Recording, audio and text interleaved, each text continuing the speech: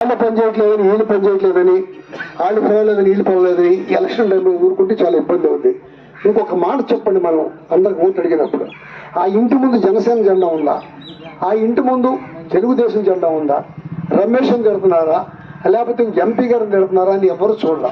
ఆ ఇంటికి ఏది అర్హత ఉంటే పెన్షన్ ఉంటే పెన్షన్, రైతు భరోసా ఉంటే రైతు భరోసా, లేకపోతే అమ్మఒడి ఉంటే అమ్మఒడి, కాపునేస్తం ఉంటే కాపునేస్తం, అన్ని పారదర్శకంగా పార్టీలతో చూడకుండా కులాలతో చూడకుండా జగన్మోహన్ రెడ్డి గారు చేసి పెట్టాడు. అటువంటి జగన్మోహన్ రెడ్డి గారిని పార్టీగా ఎందుకు చూడాలా? జగన్మోహన్ రెడ్డి గారు వస్తే చెప్పింది చెప్పినట్టు చేసి పూర్తి చేస్తాడు. చంద్రబాబు నాయుడు గారు వస్తే ఎన్ని అబద్ధాలైనా చెప్తాడు. ఇప్పుడు ఇంకేముంది, 3,000 ఇస్తా ఉన్నారు, ఈయన 3,500 చివర చేస్తున్నాడు, 4,000 అంటాడు, ఇంకోటి దానికి వచ్చి ఇంకొక 1,00,000 అంటాడు, ఇంకో దానికి వచ్చి 1,000 అంటాడు. చేసేది కాదు కదా, చేసేది అయితే కదా. చెప్పింది చెప్పినట్టు చేసి నేను అబద్ధం చెప్పలేను నిజమే చెప్తున్నాను, ఇంతవరకు నేను చేయగలుగుతా, నాకు ఓటేయమని అడిగిన ముఖ్యమంత్రి జగన్మోహన్ రెడ్డి గారు భారతదేశం మొత్తం మీద. ఆయన దీవించమని ఖచ్చితంగా మీతో వ్యవసాయం చూశారు, అంతకుముందు ఇబ్బంది పడ్డారు నీళ్ళకి.